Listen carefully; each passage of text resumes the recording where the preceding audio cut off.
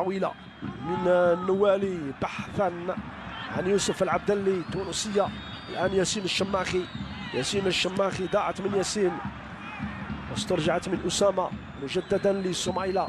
سيدي بي، سيدي بي يبحث عن التسديد، سيدي بي يبحث عن كرة حذاري حذاري حذاري حذاري. أوه الهدف الأول لوحده غير معقول، غير معقول. متوسط الميدان سميلة، سيدي بي لوحده يراوغ يتقدم ويجد نفسه وجها لوجه مع الحارس خير الدين بوصوف في غياب المدافعين. غير معقول وغير مسموح أقول أن يسجل الهدف بهذه الطريقة.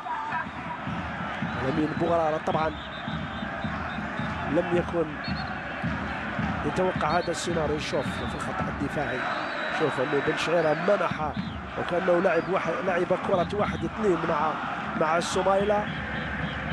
شوف كيف تقدم السميلة في المرة الأولى، حاول أن يتجاوز ومنحه زكريا من صباح الكرة.